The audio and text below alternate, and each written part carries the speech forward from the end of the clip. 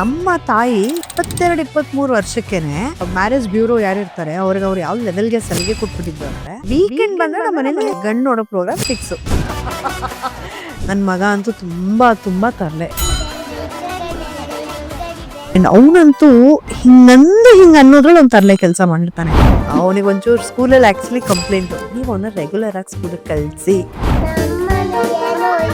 ಕೆಲವು ಫ್ರೆಂಡ್ಸ್ ಇದಾರೆ, ರೀ ಅವನ್ಗಿಂತ ನೀವೇ ರೀ ಅವನ್ನ ಸ್ಕೂಲಿಗೆ ರಜಾ ಹಾಕ್ಸಕ್ ಕಾಯ್ತಾ ಇರ್ತೀರ ರೀ. ಎರಡನೇ ಮಗ ಬಂದ್ಮೇಲೆ ಎಷ್ಟು ಬದಲಾಗಿದೆ ಮ್ಯಾಮ್ ಲೈಫು. ಎಲ್ಲರೂ ಒಂದು ಲೆವೆಲ್ವರೆಗೂ ಅಷ್ಟೇ ಒಬ್ಬರ ಜೊತೆ ಟ್ರಾವೆಲ್ ಮಾಡೋದಕ್ಕಾಗತ್ತೆ. But over a period of time ಒಂದು ಪಾಯಿಂಟಲ್ಲಿ ಪ್ರತಿಯೊಬ್ಬನು is all alone. Around 11 o'clock midnight ಇಲ್ಲ ಅಮ್ಮಮ್ಮ ಹೋಗ್ಬಿಟ್ರು ಅಂತ ಕಾಲ್. ಜಾತಕದಲ್ಲಿ ಈ ಥರ ಪ್ರಾಬ್ಲಮ್ ಇತ್ತು, ಸೊ ಹಾಗಾಗಿ ಅದು ಡೆತ್ ಆಯಿತು. ಹಾಗೆ ಹೀಗೆ ಇವತ್ತು ಮಲಗಿ ನಾಳೆ ಕಂಡುಬಿಟ್ರೆ ದೊಡ್ಡ ವಿಷಯ. ನಾವು ಯಾಕಾದ್ರೆ ನಿಮ್ಮ ಕಂಟ್ರೋಲಲ್ಲೇ ಇಲ್ಲ. ಇತ್ತೀಚೆಗೆ IVF ಸೆಂಟರ್ಗಳು ಜಾಸ್ತಿ ಆಗ್ತದೆ ಮ್ಯಾಮ್, ರೋಡಲ್ಲಿ ಒಂದು ಸೆಂಟರ್. ಸೊ ಇದೆಲ್ಲ ಯಾರು ಮಾಡ್ಕೊಂಡಿದ್ದು? ಮನುಷ್ಯನೇ ಮಾಡ್ಕೊಂಡಿದ್ದು. ಎಷ್ಟು ಅನುಕೂಲ ಬಯಸ್ತೀವೋ ಅದರಿಂದ ಅಷ್ಟೇ ನಮಗೆ ತೊಂದರೆ ಕೂಡ ಇರುತ್ತೆ. ಸೊ ಸೀರಿಯಲ್ ಇಂಡಸ್ಟ್ರಿಲಿ ನಿಜಕ್ಕೂ ಕೂಡ ಆರ್ಟಿಸ್ಟಿಗೆ ಬೆಲೆ ಕೊಡಲ್ವಾ, ಅಥವಾ ಈ ಥರದ ಅವಮಾನಗಳೆಲ್ಲ ಒಂದು ಆರ್ಟಿಸ್ಟಿಗೆ ನಡೆಯುತ್ತಾ ಮ್ಯಾಮ್? ಬೈಗುಳಗಳಿಲ್ದೆ, ನಾವು ಬೈಸ್ಕೊಳ್ದೆ, ಅಥವಾ ಒಬ್ಬರ ಕೈ ಕೆಳಗಡೆ ಕೆಲಸ ಮಾಡದೆ ನಾವು ಸಂಬಳ ತಗೊಂಡು ಮನೆಗೆ ಬರ್ತೀವಿ ಅನ್ನೋದು ಎಲ್ಲೂ ಇಲ್ಲ. ಹಾಯ್ ಎಲ್ಲೋ ಎಲ್ರಿಗೂ ನಮಸ್ಕಾರ. ನೀವು ನೋಡ್ತಾ ಇದ್ದೀರಾ ಸುಮನ್ ಶಿವಿ ಕನ್ನಡ. ನಾನು ಪೂಜಾ ಶಿವಕುಮಾರ್. ಎಸ್ ವೀಕ್ಷಕರೇ, ನನ್ನ ಜೊತೆ ಒಬ್ರು ಸ್ಪೆಷಲ್ ಗೆಸ್ಟ್ ಇದ್ದಾರೆ. ಎಸ್, ಬಹಳಷ್ಟು ವರ್ಷಗಳ ಕಾಲ ಸೀರಿಯಲ್ ಮಾಡೋದ್ರ ಮೂಲಕ ಎಲ್ಲರನ್ನೂ ಕೂಡ ಮನರಂಜಿಸಿದ್ರ ಜೊತೆಗೆ ಮನೆ ಮಾತಾಗಿದ್ರು ಅಂತ ಹೇಳ್ಬೋದು. ಜೊತೆಗೆ ಇತ್ತೀಚೆಗೆ ನಂದ ಗೋಕುಲ ಅನ್ನುವಂತಹ ಸೀರಿಯಲ್ ಮೂಲಕ ಮತ್ತೆ ಕಮ್ ಬ್ಯಾಕ್ ಆಗಿ ಎಲ್ಲರನ್ನೂ ಕೂಡ ಎಂಟರ್ಟೈನ್ ಮಾಡ್ತಿದ್ದಾರೆ. ಎಸ್, ಅವರೇ ನಿಮ್ಮೆಲ್ಲರ ಪ್ರೀತಿಯ ಅಮೃತ ನಾಯ್ಡು ಮ್ಯಾಮ್ ನಮ್ಮ ಜೊತೆಗಿದ್ದಾರೆ. ಮ್ಯಾಮ್ ನಮಸ್ತೆ. ಹಲೋ ಪೂಜಾ, ನಮಸ್ತೆ. ಎಸ್, ಕಾರ್ಯಕ್ರಮಕ್ಕೆ ಪ್ರೀತಿಯ ಸ್ವಾಗತ. ಥ್ಯಾಂಕ್ ಯು ಸೋ ಮಚ್ ಅಪ್ಪ. Thank you so much for having me on your show. Yes, thank you ma'am. ಯಾಕಂದ್ರೆ ಇಷ್ಟು ಬ್ಯುಸಿ ಶೆಡ್ಯೂಲ್ ಅಲ್ಲಿ ಇದ್ರು ಕೂಡ, ಬ್ಯಾಕ್ ಟು ಬ್ಯಾಕ್ ವರ್ಕ್ ಇದೆ, ಶೂಟ್ಸ್ ಇದೆ, ಎಲ್ಲ ಇದ್ರು ಕೂಡ ಒಂಚೂರು ನಮಗೋಸ್ಕರ ಟೈಮ್ ಮಾಡಿಕೊಂಡು ನಮಗೆ ಟೈಮ್ ಕೊಡ್ತಿದ್ದೀರಿ. Thank you so much ma'am. Definitely not, ನಾನು ನಿಮಗೆ ಥ್ಯಾಂಕ್ ಯು ಹೇಳಬೇಕು. ಯಾಕೆಂದ್ರೆ ನಮ್ಮನ್ನ ನಿಜವಾಗ್ಲೂ ನಾವು ಒಂದೊಂದ್ಸತಿ ಏನಾಗಿರುತ್ತೆ, ನಾವೆಲ್ಲೋ ಎಲೆ ಮರೆ ಕಾಯಿಗಳ ಥರ ನಮ್ಮನ್ನ ನಾವು ಮರ್ತ್ಕೊಂಡಿರ್ತೀವಿ. ಸೊ ನೀವು ಬಂದು ಮಾತಾಡಿಸಿದಾಗ ಒಂದು ಚೂರು ನಮ್ಮನ್ನ ನಾವು ಅರ್ತ್ಕೋತೀವಿ. ನಮ್ಮನ್ನ ಬೆಳಕಿಗೆ ತಂದು ಜನರಿಗೆ ತೋರಿಸಿ ನಮ್ಮ ರಿಯಾಲಿಟಿ ಏನು ಅನ್ನೋದನ್ನ ನೀವು ಆದಷ್ಟು ಜನರಿಗೆ ಪರಿಚಯ ಮಾಡ್ತೀರಾ. ಸೊ ನಿಮಗೆ I should be very grateful. Once again thank you so much for having me on your show. Okay ma'am, anchor senior anchor junior anchor ಕೂತಿದ್ದೀನಿ. ಯಾಕಂದ್ರೆ ಇವ್ರ ಆಂಕರಿಂಗ್ ಎಲ್ಲ ನೋಡ್ಕೊಂಡು ನಾನು ಫಾಲೋ ಅಪ್ ಮಾಡ್ತಿದ್ದೆ, ಜ್ಯೋತಿಷ್ಯ ಪ್ರೋಗ್ರಾಮ್ ಎಲ್ಲ. ಆಗೆಲ್ಲ ನಂಗೆ ಜ್ಯೋತಿಷ್ಯ ಪ್ರೋಗ್ರಾಮ್ ಮಾಡಕ್ ಬರ್ತಿರ್ಲಿಲ್ಲ. ಆಗ ನೀವು ಮಾಡ್ತಾ ಇದ್ರಿ. ಎಷ್ಟು ಕನ್ನಡ ಸ್ಪಷ್ಟತೆ ಆಗಿರ್ಬೋದು, ಆ ಲೈನ್ಸ್ ಗಳಾಗಿರ್ಬೋದು, ಆ ಒಂದು ಎಂಡಿಂಗ್ ನೋಟ್ ಆಗಿರ್ಬೋದು, ಮಧ್ಯದಲ್ಲಿ ನೀವು ಹೇಳೋಂಥದ್ದಾಗಿರ್ಬೋದು, ಸೂಪರ್ ಮೇಡಮ್. ತುಂಬಾ ಕೆಲವ್ರಿಗೆ ಗೊತ್ತಿಲ್ಲ ಅನ್ಸುತ್ತೆ ಆಂಕರಿಂಗ್ ಬಹಳ ವರ್ಷಗಳಿಂದ. ಎಸ್ ಮ್ಯಾಮ್, ಯಾಕೆ ಆಂಕರಿಂಗ್? ನೀವು ಹೇಳಿದ್ರಿ ಮೊದಲನೇದಾಗಿ ಕನ್ನಡ ಸ್ಪಷ್ಟತೆ ಅಂತ. ಫಸ್ಟ್ ಆಫ್ ಆಲ್ ಆ ಕ್ರೆಡಿಟ್ ನಮ್ಮ ತಾತನವ್ರಿಗೆ, ಅಥವಾ ನಮ್ಮ ಹಿರೀಕರು, ನಮ್ಮ ಅಜ್ಜಿ, ತಾತ, ನಮ್ಮ ತಾಯಿ, ಇವ್ರಿಗೆ ಸಲ್ಲುತ್ತೆ. ಯಾಕೆಂದ್ರೆ ಅವರೆಲ್ಲ ಮನೆಯಲ್ಲಿ ಎಷ್ಟು ನಿರರ್ಗಳವಾಗಿ ಕನ್ನಡ ಮಾತಾಡ್ತಿದ್ರು, ಎಷ್ಟು ಸುಲಲಿತವಾಗಿ ಕನ್ನಡ ಮಾತಾಡ್ತಿದ್ರು ಅಂತಂದ್ರೆ. ಅಂಡ್ ಎಷ್ಟೋ ಸತಿ ನಮ್ಮ ಅಜ್ಜಿ ಭಾಷೆ ಇಲ್ಲ, ಅವ್ರು ಓದೋದಾಗ್ಲಿ ಬರೆಯೋದಾಗ್ಲಿ ನಮ್ಗೆ ಅದ್ರ ಅಮ್ಮಮ್ಮ ನೀನ್ ಇಷ್ಟೆಲ್ಲ ಬರೀತಾ ಇದ್ದ. ಅವ್ರೊಂದು ಡೈರಿ ಬೇರೆ ಮೇಂಟೈನ್ ಮಾಡಿದ್ರು, ಅದನ್ನ ಕೊನೆಯಲ್ಲಿ ನಮಗ್ ತೋರ್ಸೋರು. ಸೊ ಅವ್ರಷ್ಟು ಒಂದು ಕಾಮನ್ ಮ್ಯಾನ್ ತರ ಇದ್ರು ಕೂಡ ಅವ್ರೊಳಗಡೆ ಆ ಒಂದು ಕಲೆ ಅನ್ನೋದು ಅದನ್ನ ಯಾರು ಏನು ಕಿತ್ಕೊಳಕ್ ಆಗಲ್ಲ. ಸೊ ಅವ್ರು ಪುಸ್ತಕ ಅಂದ್ರೆ ಡೈರಿ ಮೇಂಟೈನ್ ಮಾಡಿರೋರು, ಅದ್ರಲ್ಲಿ ಅವರು ಕವನಗಳೆಲ್ಲ ಬರ್ದಿದ್ರು. ಕೊನೆಯಲ್ಲಿ ಅಂತೂ ನಾವು ನಮ್ಮ ಅಜ್ಜಿನ ತುಂಬಾ ರೇಗಿಸ್ಬಿಟ್ಟಿದ್ವಿ, ನಿನ್ನಲ್ಲಿ ಇಂಥ ಒಂದು ಟ್ಯಾಲೆಂಟ್ ಬೇರೆ ಇತ್ತಾ ಅಂತ. So in that way it goes to them. And ಎರಡನೇದಾಗಿ ನಾನು ನಿಮ್ಮನ್ನ ಅಬ್ಸರ್ವ್ ಮಾಡ್ತಿದ್ದೆ. ನೀವೀಗ ಇಷ್ಟೊತ್ತು ನನ್ನ ಜೊತೆ ಮಾತಾಡಿದಾಗ ಎಷ್ಟು ಸ್ವೀಟ್ ಆಗಿ, ಅಂಡ್ ನೀವ್ like so nice. The moment action ಅಂದ ತಕ್ಷಣ ನಿಮ್ಮ ಧ್ವನಿಯಲ್ಲಿ ಒಂದು ಬದಲಾವಣೆ ಆಗಿರಬಹುದು, ಆ ಪದ ಜೋಡಣೆ ಆಗಿರ್ಬೋದು. ಐ ಥಿಂಕ್ ಅದೆಲ್ಲ ಅಷ್ಟು ಸುಲಭವಾಗಿ ಯಾರಿಗೂ ಬರಲ್ಲ Pooja. And whoever is doing it, I definitely appreciate them. ಅದಕ್ಕೆ ಅದರದೇ ಆದಂಥ ಒಂದು ಸೊಗಡು ಬೇಕೇ ಬೇಕು. ಅದಿಲ್ಲ ಅಂದ್ರೆ ನೋಬಡಿ ಕ್ಯಾನ್ ಸಸ್ಟೈನ್. ಅಂಡ್ ಮುಂಚೆ ನಾನು ನನ್ನ ಒಂದು ಕರಿಯರ್, ನನ್ನ ನಾನು ಟಿವಿ ಸ್ಕ್ರೀನ್ ಮೇಲೆ ಕಾಣಿಸ್ಕೊಂಡಿದ್ದೆ ಒಂದು ಆಂಕರ್ ಆಗಿ. ಅಂದ್ರೆ ನೀವು ಸೀರಿಯಲ್ ಅಲ್ಲ first? It was an anchor. I was an anchor. I started my career through anchoring. And that was because ಅಮ್ಮ ಹರಿಕತೆ ಮಾಡ್ತಿದ್ರು. ಅಮ್ಮನ ಶೋಭಾ ನಾಯ್ಡು ಅಂತ ಬಹುಶಃ ಎಲ್ಲರಿಗೂ ಗೊತ್ತೇ. ಸೊ ಅವ್ರದ್ದು ಹೀಗೆ ಇದೇ ತರ ಇಂಟರ್ವ್ಯೂಗೆ ಅದಕ್ಕೆ ಇದಕ್ಕೆ ಅಂತ ಅಮ್ಮನ್ಗೆ ಮನೇಲಿ ಇಂಟರ್ವ್ಯೂ ಮಾಡ್ತಾ ಇದ್ರು. ನಾವು ಸ್ವಲ್ಪ ಚೂಟಿಯಾಗಿ ನಮ್ಮ ಮನೇಲಿ ಆ ವಿಚಾರದಲ್ಲಿ hats off to my parents, because ನಮ್ಮನ್ನ ತುಂಬಾ ಲಿಬರಲ್ ಆಗಿ ಬೆಳೆಸಿದ್ರು. ಅಂಡ್ ನಮ್ಮ ಯಾವುದಕ್ಕೂ ಕನ್ಸ್ಟ್ರೇನ್ಸ್ ಇರ್ಲಿಲ್ಲ, ಯಾವುದನ್ನೂ ಅವ್ರು ತಡಿತಾ ಇರ್ಲಿಲ್ಲ. ಓದ್ಲೇಬೇಕು, ಬರೀಲೇಬೇಕು, ಅದನ್ನೇ ಮಾಡ್ಬೇಕು ಅನ್ನೋ ಒತ್ತಾಯ ಕೂಡ ನಮ್ಗೆ ಯಾವತ್ತೂ ಇರ್ಲಿಲ್ಲ. ಸೊ ಹಂಗಾಗಿ ಯಾರಾದ್ರೂ ಮನೆಗೆ ಬಂದಾಗ ನಾವು ತುಂಬಾ ಚೂಟಿ ಚೂಟಿಯಾಗಿ ಓಡಾಡ್ತಿದ್ದಿದ್ದೆಲ್ಲ ನೋಡಿ, ಯಾರು ಈ ಹುಡುಗಿ, ನನಗೆ ಈಗಲೂ ನೆನಪಿದೆ, ಸ್ವಾಮಿ ಸರ್ ಅಂತ. ಅವ್ರು ಈಗಲೂ ನಮಗೆ ಬಹಳ ಆತ್ಮೀಯರು. ಈಗಲೂ ಅವರನ್ನ ಒಂದು ಗುರುವಿನ ಸ್ಥಾನದಲ್ಲೇ ನೋಡ್ತೀವಿ. ಅವ್ರಿಗ್ಲೂ ಎಲ್ಲಾನ ಸಿಕ್ಕಿದ್ರು ಕೂಡ ಆ ಆ ಒಂದು ಗತ್ತು, ನಾವ್ ಈಗ್ಲೂ ಅವ್ರ ಮುಂದೆ ಚಿಕ್ಕವ್ರ ತರಾನೇ, ಅಂದ್ರೆ ಸ್ಟೂಡೆಂಟ್ಸ್ ತರಾನೇ ಇರ್ತೀವಿ. ಸೊ ಅವ್ರು, ಯಾರು ಈ ಹುಡುಗಿ, ಏನಮ್ಮ ಆಂಕರಿಂಗ್ ಮಾಡ್ತೀಯನಮ್ಮ ಅಂತ ಕೇಳಿದ್ರು. ಅದೇ ಹಾ ಅಂತ. ಅವಾಗ ಒಂಥರ ಭಯ ಇರಲ್ಲ ನೋಡಿ ಆ ವಯಸ್ಸಿನಲ್ಲಿ.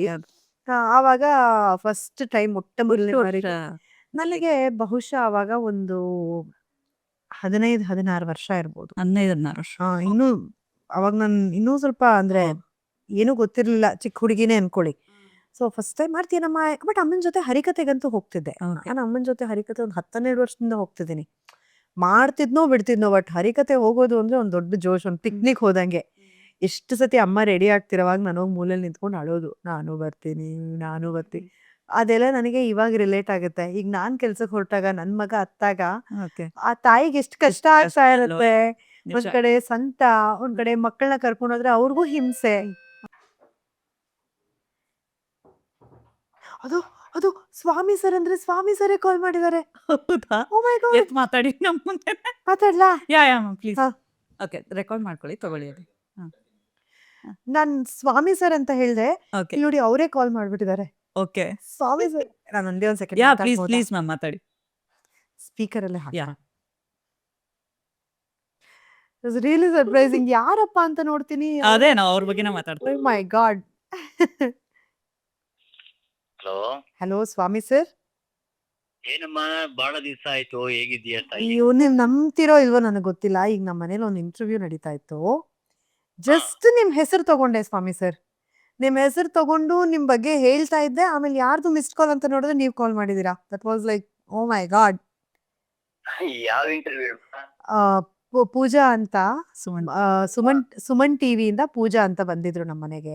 ನಡೀತಾ ಇದೆ. ಸೊ ಆಕ್ಚುಲಿ ನಿಮ್ದು ರೆಕಾರ್ಡ್ ಆಗ್ತಾ ಇದೆ, ಹಿಂಗೆ ಮಾತಾಡ್ತಿರೋದು ರೆಕಾರ್ಡ್ ಆಗ್ತಾ ಇದೆ. ನಿಜ, ಎಂತ ಒಂದು ಕೋಇನ್ಸಿಡೆನ್ಸ್ ಗೊತ್ತಾ. So nice. ಓಕೆ, ನಾನು ಒಂದು 10 ಮಿನಿಟ್ಸ್ ನಿಮಗೆ ಮತ್ತೆ ಮಾಡ್ತೀನಿ. ಅದನ್ನ ಹೇಳೋಣ ಅಂತ ಇಂಟರ್ವ್ಯೂ ಮಧ್ಯದಲ್ಲೇ ಫೋನ್ ತೆಗೆದ್ಬಿಟ್ಟೆ ನಾನು.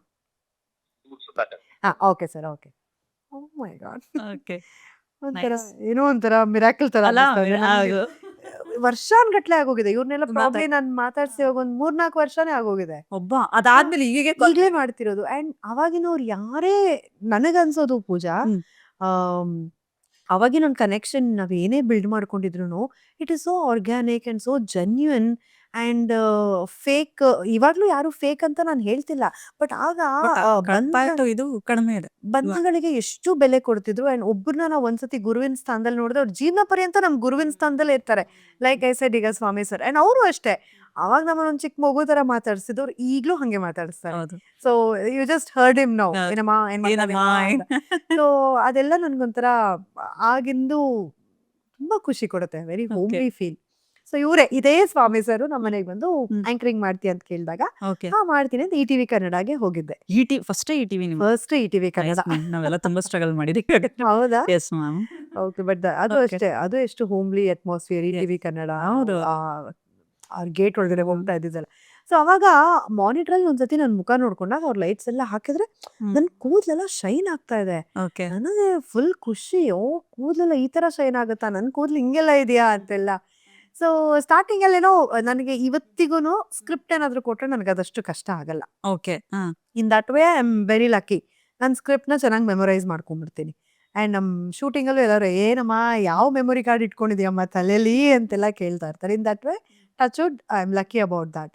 ಆದರೆ ನನಗೇನಾದರೂ ಓದು ಅಂತ ಕೊಟ್ಬಿಟ್ರೆ ನನಗೆ ಅಕ್ಷರ ಎಲ್ಲ ಅದ್ಲು ಬದ್ಲು ಉಲ್ಟಾ ಪಲ್ಟಾ. ಅದೇ ತರ ಓದೋದು ಕಷ್ಟ. ಹೌದು, ಈ ತಾರೆ ಜಮೀನ್ ತರಲ್ಲ ಹುಡುಗನ್ಗಾಗತ್ತಲ್ಲ, ಪ್ರಾಬಬ್ಲಿ ಆ ಥರ. ಸೊ ಆಗ ಏನಾಗ್ತಿತ್ತು, ಸುಕುಮಾರ್ ಸರ್ ಅಂತ ಒಬ್ರು ಇದ್ರು. ಅವರು ಈ ಬರ್ಡೇ ವಿಶಸ್ಗೆ ಅಂದ್ಬಿಟ್ಟು ಲೆಟರ್ಗಳು ಬರೀತಿದ್ರು, ನೆನ್ಪಿದ್ಯಾ? ಅವಾಗೆಲ್ಲ ಅವ್ರು ಬಿಟ್ಟಿತ್ತು. ಹೌದು. ಹುಟ್ಟುಹಬ್ಬ ಆಚರಿಸ್ಕೋತಾ ಇದಾರೆ, ಹುಟ್ಟುಹಬ್ಬವನ್ನು ಕೋರುತ್ತಿರುವವರು ಅಂದ್ಬಿಟ್ಟು ಅವ್ರ ಹೆಸರೆಲ್ಲ ಹೇಳ್ಬೇಕಾಗಿತ್ತಲ್ಲ. ನನಗೆ ಫುಲ್ಲು ಎಷ್ಟು ಸತಿ ಓದ್ಕೊಂಡಿದ್ರು ಅದು ನನಗೆ ಅದ್ಲು ಬದ್ಲು ಆಗಿ ಕನ್ಫ್ಯೂಸ್ ಆಗೋದು. ಎಷ್ಟು ಸತಿ ತಪ್ಪು ತಪ್ಪು ಹೆಸರು ಹೇಳ್ಬಿಟ್ಟಿದೀನಿ ಗೊತ್ತಾ.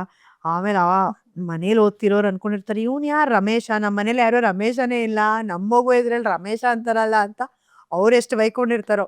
ಇದನ್ನ ಕೊನೆಯಲ್ಲಿ ಸುಕುಮಾರ್ ಸರ್ ಕಂಡಿಡ್ಕೊಂಡ್ಬಿಟ್ಟಿದ್ರು. ಸೊ ಪೀಸ್ ಯಾರಿಂದ ಓಡ್ ಬಂದ್ಬಿಡೋರು, ಎಲ್ಲ ಎಲ್ಲಿ ತೋರ್ಸು ಎಲ್ಲಿದೆ ಹೆಸರು ತೋರಿಸು, ಹೊಡೆದ್ಬಿಡ್ತೀನಿ, ಅಲ್ಲೇನಿದೆ ಅದನ್ನ ಕರೆಕ್ಟಾಗಿ ಓದ್ಬೇಕು, ಆಮೇಲೆ ಅವ್ರು ನನಗೆ ಕಾಲ್ ಮಾಡ್ತಾರಮ್ಮ, ನಾವು ಉತ್ತರ ಕೊಡ್ಬೇಕು. ಸೊ ಈ ತರ ಎಲ್ಲ we have struggle. Okay. And but ಅವಾಗ ವಯಸ್ಸು ಪ್ರಾಬಬ್ಲಿ ಚಿಕ್ಕದಿದ್ದಿದ್ರಿಂದ ನಮ್ಗೆ ಎಲ್ಲವೂ ಒಂದು ಫನ್ ಆಗಿರೋದು, ಹುಡುಗಾಟಿಕೆಯಲ್ಲಿ ಶುರು ಮಾಡಿದ್ದು. We never thought that is gonna be our profession like this. So ಕಾಲಕ್ರಮೇಣ ಅದರಲ್ಲೇ ಎಲ್ಲಾ ತರಹದ ಚಾನೆಲ್ಸ್ ಅಲ್ಲೂ ಕ್ರಮೇಣ ಆಂಕರಿಂಗ್ ಮಾಡೋದು, ಸಿನಿಮಾ ಬೇಸ್ಡ್ ಪ್ರೋಗ್ರಾಮ್ಸ್, ನೀವು ಹೇಳ್ದಂಗೆ ಜ್ಯೋತಿಷ್ಯದ್ದು, ಅದ್ರಲ್ಲಿ ನನಗೆ ತುಂಬಾ ಹತ್ತಿರವಾದ್ದು ಸ್ಪೆಷಲ್ವಾದ್ದು ಅಂದ್ರೆ ಸಚ್ಚಿದಾನಂದ ಬಾಬು. ಹೌದೌದು. ಆ ವ್ಯಕ್ತಿಯ ಒಂದು ಗುಣ, ಆ ವ್ಯಕ್ತಿಯನ್ನ ನೋಡಿದಾಗ ಅವ್ರ ಜೊತೆ ಇದ್ದಾಗ ನಮ್ಗೆ ಸಿಗೋ ಒಂದು ವೈಬ್ರೇಷನ್, ಪಾಸಿಟಿವ್ ವೈಬ್ಸ್.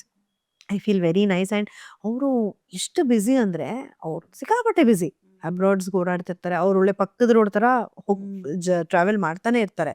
ಬಟ್ ಅವರಾಗಲಿ ಅವ್ರ ವೈಫ್ ಆಗಲಿ ನಮ್ಮನ್ನು ಮಾತಾಡ್ಸೋವಾಗ ಅವ್ರು ಎಷ್ಟು ಹಂಬಲ್ ಅಂದರೆ ನಮಗೆ ಮೈಯಲ್ಲೆಲ್ಲ ಪುಳಕ, ಅಯ್ಯೋ ಇವ್ರು ಇಷ್ಟು ದೊಡ್ಡ ವ್ಯಕ್ತಿ ನಮ್ಮನ್ನು ಇಷ್ಟು ಚೆನ್ನಾಗಿ ಮಾತಾಡಿಸ್ತಾರಲ್ಲಪ್ಪ ಅನ್ನುವಂಥದ್ದು. ಸೊ ಅಂಥವರೆಲ್ಲ ನಮಗೊಂದು ಅವಕಾಶ ಕೊಟ್ಟು ಅವರ ಜೊತೆ ನಾವು ಸ್ಕ್ರೀನ್ ಶೇರ್ ಮಾಡುವಂಥ ಒಂದು ಆಪರ್ಚುನಿಟಿ ಕೊಟ್ಟಿದ್ರಿಂದ ಬಹುಶಃ ನಮ್ಮಲ್ಲಿ ಆ ಕಾನ್ಫಿಡೆನ್ಸ್ ಹೆಚ್ಚಾಯಿತು. Okay, probably I am also capable of it ಅಂತ. ಸೊ ಅಲ್ಲಿಂದ ಆ್ಯಂಕರಿಂಗ್, ಇನಿಷಿಯಲಿ ಆ್ಯಂಕರಿಂಗೇ ಮಾಡ್ತಿದ್ದಿದ್ದು. ಓಕೆ. ಸೊ ಅದಾದಮೇಲೆ ಕ್ರಮೇಣ ಸೀರಿಯಲ್ಸ್ಗೆ ಆಫರ್ ಬಂತು.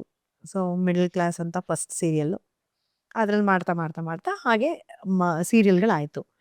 ಆ್ಯಂಡ್ ನಮ್ಮ ಮನೇಲಿ ಯಾವಾಗಲೂ ಹೇಳೋರು, ನಿನ್ನ ಮದುವೆ ಮಾಡ್ಕೋಬೇಕು ಒಂದು ಏಜ್ ಬಂದಮೇಲೆ, ಒಂದು 20 actually I got married at the age of 23-24 probably. So ಅಷ್ಟೊತ್ತಿಗಾಗಲೇ ನಾನು ಶುರು ಮಾಡಿದ್ದೊಂದು 16ನೇ ವರ್ಷದಲ್ಲಿ ಅನ್ಕೊಳ್ಳಿ. ಒಂದು 4 ವರ್ಷ ನನಗೇನು ಸಮಸ್ಯೆ ಇಲ್ಲದೆ ಕೂಲ್ ಆಗಿತ್ತು. ಅದಾದ ತಕ್ಷಣ ಮನೇಲಿ ಮದುವೆ ಮಾಡ್ಕೋಬೇಕು ಅಂತ. ಸೊ ನೀನು ಆ್ಯಕ್ಟಿಂಗ್ ಬಿಟ್ಬಿಡು, ನನಗೆ ಆ್ಯಕ್ಟಿಂಗ್ ಬಿಡೋಕ್ಕೆ ಇಷ್ಟ ಇಲ್ಲ, ನಾನು ಆ್ಯಕ್ಟ್ ಮಾಡ್ತೀನಿ ಅಂತೆಲ್ಲ. ಬಟ್ ಅವಾಗಲೂ ಅವ್ರೇನು ಹೇಳ್ತಿರ್ಲಿಲ್ಲ. ಬಟ್ ಗಂಡು ಹುಡ್ಕೋವಾಗ ಮಾಡೋವಾಗ ಎಲ್ಲ ತುಂಬ ಜನ ಕೇಳೋರು, ಆ್ಯಕ್ಟಿಂಗ್ ಕಂಟಿನ್ಯೂ ಮಾಡ್ಬೇಕಂತ. ಇಲ್ಲ, ಬರೀ ಆ್ಯಂಕರಿಂಗ್ ಮಾಡ್ಕೋತಾಳೆ ಪರವಾಗಿಲ್ಲ, ನಮ್ಮ ಅಪ್ಪನೇ ಡಿಸೈಡ್ ಮಾಡಿಬಿಡೋರು. ನಾನೇ ಅವಾಗ ಹೇಳಿದ್ದೆ ನಾನು ಬರೀ ಇನ್ಫ್ಯಾಕ್ಟ್ ರೂಪೇಶ್ಗೂ ನಾನು ಹಾಗೆ ಹೇಳಿದ್ದಿದ್ದಾಯ್ತಾ, ನಾನು ಬರೀ ಆ್ಯಂಕರಿಂಗ್ ಮಾಡ್ಕೋತೀನಿ ಅಂತ. ಆಯಿತು, let be just settle down with what ever it is. So slow ಆಗಿ ಒಂದಿನ ಒಂದು ಸೀರಿಯಲ್ ಆಫರ್ ಬಂತು. ಪ್ರಾಬ್ಲಿ ಮದುವೆ ಆದಮೇಲೆ ನಾನು ಮಾಡಿದ್ದು ಅನುರಾಗ ಅನ್ನುವಂಥ ಒಂದು ಸೀರಿಯಲ್. ನಾನು ಹೋಗ್ಲಾ, ನಾನು ಮಾಡ್ಲಾ, ಅಷ್ಟೇ ದಿನ ಹಾಗೆ ಅವ್ರಂತಾರೆ, ನಿನಗೆ ಒನ್ ಟೇಕ್ ಡೇರಾ ಕೊಟ್ಟಂಗೆ ಫಸ್ಟು ಒಂದು ಹೇಳ್ತೀಯಾ, ಅದಾದ್ಮೇಲೆ 2ನೇ ಸೀರಿಯಲ್ ಕಮಿಟ್ ಆಗ್ಬಿಡ್ತೀಯಾ, ಅದಾದ್ಮೇಲೆ ನಾನು ಒಂದೆರಡು ತಮಿಳ್ ಸೀರಿಯಲ್ ಕೂಡ ಮಾಡ್ಬಿಟ್ಟೆ. ಹೌದಾ? ಆವಾಗ I had to travel and over night ಮಗುನ್ ಬಿಟ್ಟು ಲೈಕ್ ಏನಮ್ಮ ನೀನು ಸ್ಟಾರ್ಟಿಂಗ್ ಮಾತ್ರ ರಿಕ್ವೆಸ್ಟ್ ಮಾಡ್ಕೋತೀಯ, ಆಮೇಲೆ ನಿಂದೇ ದಾರಿ ಥರ ನಡೀತಾ ಇರ್ತೀಯ ಅಂತ. ಸೊ ನಾನು ಈಗಲೂ ಅವ್ರ ಹತ್ರ ಏನಾದರೂ ಪರ್ಮಿಷನ್ ಕೇಳಿದ್ರೆ ಹಿ ನೋಸ್ ಇಟ್, ಇವಳು ಇಲ್ಲಿಗೆ ಅದನ್ನು ಸ್ಟಾಪ್ ಮಾಡಲ್ಲ, ಇವಳು ಇಲ್ಲಿಂದ ಅದನ್ನ ಹಂಗೆ ಎಲಾಸ್ಟಿಕ್ ಥರ ಹೇಳೋದು, ಅವಳಿಗೆ ಏನೇನು ಬೇಕೋ ಎಲ್ಲ ಮಾಡ್ಕೋತಾಳೆ ಅವಳದ್ರಲ್ಲಿ ಅಂತ. So okay.